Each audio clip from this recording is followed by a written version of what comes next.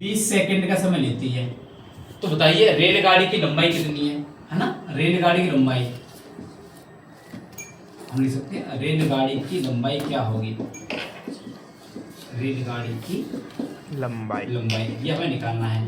तो आप देखो, रेलगाड़ी की चाल भी दी गई है और व्यक्ति को पार करने का समय भी दिया गया है। तो रेलगाड़ी लंबाई, जो डिस्टेंस है वही तो रेलगाड़ी लंबाई है। तो डिस्टेंस बराबर कितना है? Speed into time. और स्पीड कितनी है? 54 किलोमीटर प्रति घंटा। और समय दिया है बेटा 20 सेकंड का। तो भाई मैच नहीं खा रहा। क्यों मैच नहीं खा रहा? क्योंकि समय घंटे में और यहाँ पर किसमें? सेकंड में। इसका मतलब इस चाल को बदलना पड़ेगा और चाल को मीटर पर सेकंड बनाएंगे तो 5/18 लगाएंगे।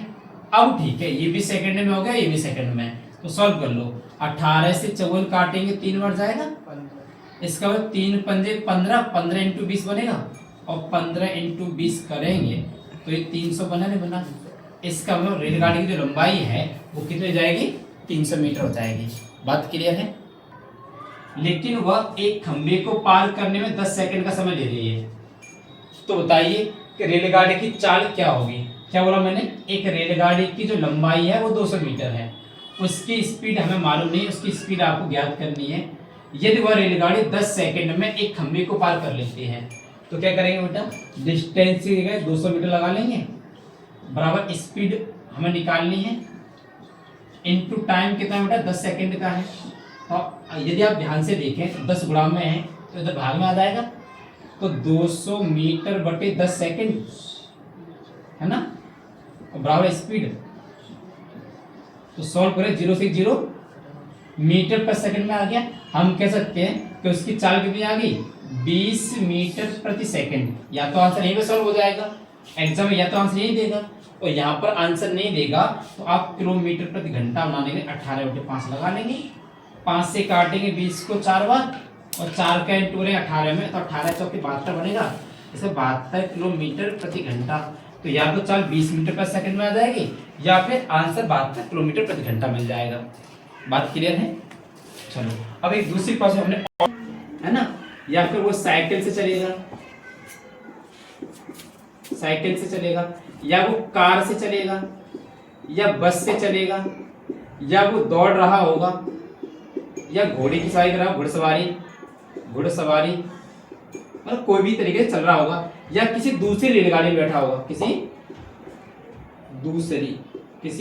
दूसरी रेलगाड़ी में बैठा होगा, है ना। तब कहानी समझनी है। देखो मोटरसाइकिल से चल रहा हो, साइकिल से, कार से, बस से, दौड़ से, घुड़सवारी कर रहा हो या दूसरी गाड़ी में बैठा हो कोई व्यक्ति, तो चाल दो प्रकार की होंगी। जब दोनों एक ही दिशा में हो, जब दोनों एक ही दिशा